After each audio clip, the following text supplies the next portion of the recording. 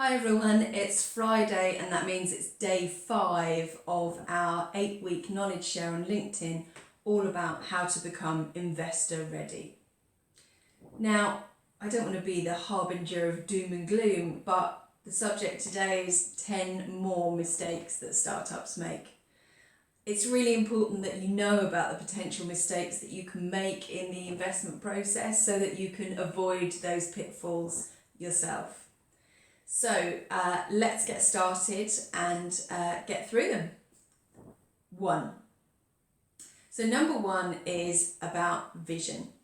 If you can't communicate your vision for your company, investors won't know whether they want to join you on that journey or not. So you must be able to articulate clearly where you think your company's going to go and how it's going to grow.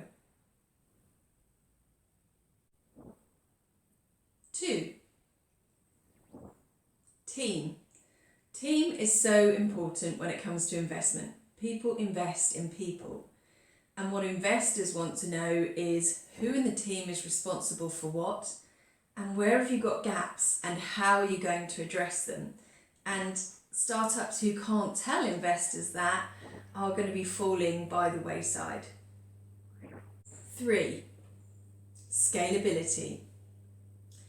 So scalability is critical because an investor wants to know how they're going to make their money back and how they're going to get the return that they're really looking for, whether it's 4 times or 10 times.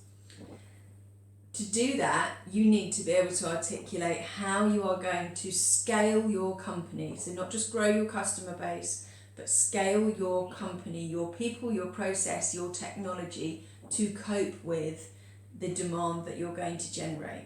If you can't articulate that clearly, investors are going to worry that A, you're not the right person to pilot this ship forward, and B, that you probably haven't calculated the amount that you're trying to raise correctly as well. 4. Product market fit. If you can't demonstrate product market fit, if you can't demonstrate traction, people who really want your product, a clear problem that you are able to solve, and that it's a problem that people want solved and are happy to pay for, then investors aren't going to be interested. So startups who can't demonstrate product market fit need to go back to the drawing board. 5. Market visibility.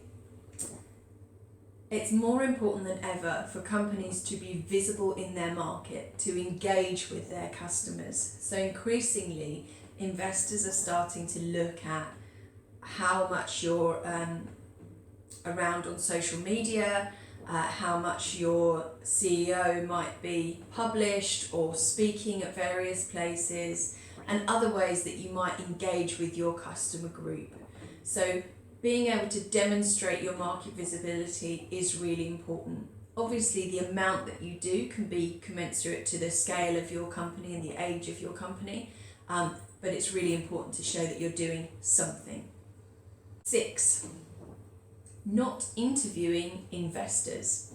It can be really tempting when you finally get an investor that's interested in your company and says, I can put some money down, to snatch it out of their hand and jump straight into an investment agreement with them.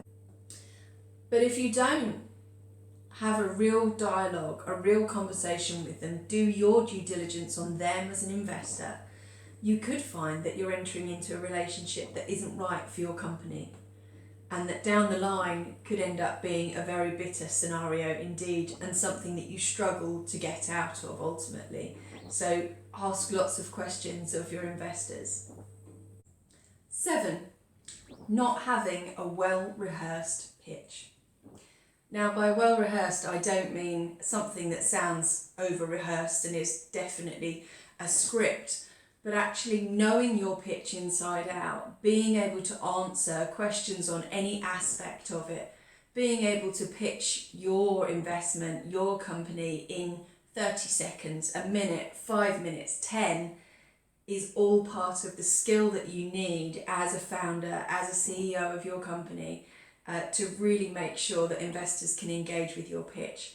If you're fumbling around, if you can't remember answers, if you're not sure who in your team is going to answer which questions, back to the drawing board. Number 8, not being prepared for a due diligence exercise. So you've passed over the major hurdles, you've done the preparation, you've got investors interested, you've had a term sheet, and now you're headed into due diligence, and suddenly you've just received a list of a couple of hundred questions about your company and you're not prepared to answer them. What you're about to do in this scenario is drag your investment process out and cause yourself lots of stress by not being ready. So what you can do to avoid that is 90% of due diligence questions are predictable, and you can prepare for those in advance to make sure that you're ready for that exercise. It shows your professionalism as a company. 9, not knowing how your role as a CEO should develop as your company matures. Investors want to know that you can actually mature along with the company, that you're self-aware enough to be able to grow, to develop, to become the person that the company needs you to be as the company itself grows and scales. And if you haven't got that self-awareness, if you can't demonstrate the changes that you anticipate having to make, that can be a real turn-off for investors. 10, MVPs. There's a real tendency in startup world to build an MVP, which is supposed to be a minimum viable product, which actually has a ton of bells and whistles on it. And that means that you end up asking investors for a lot more money than you really need at that stage. And it's a real test that investors will be putting your company under when they're looking at the detail of your raise. Do they really need that much money? £1 million for an MVP of an app? Overkill, total overkill, and something you really need to avoid. You need to really challenge yourself to try and build the minimum thing that you can take out, test with people, and then iterate from there on a monthly, weekly, even daily basis if you need to. Okay, so that's all of the 10 extra mistakes that startups make. I hope you've enjoyed listening to them all and thinking about how you avoid making those mistakes yourself. If you can think of any other mistakes that you've seen or heard about startups making, please share them in the comments.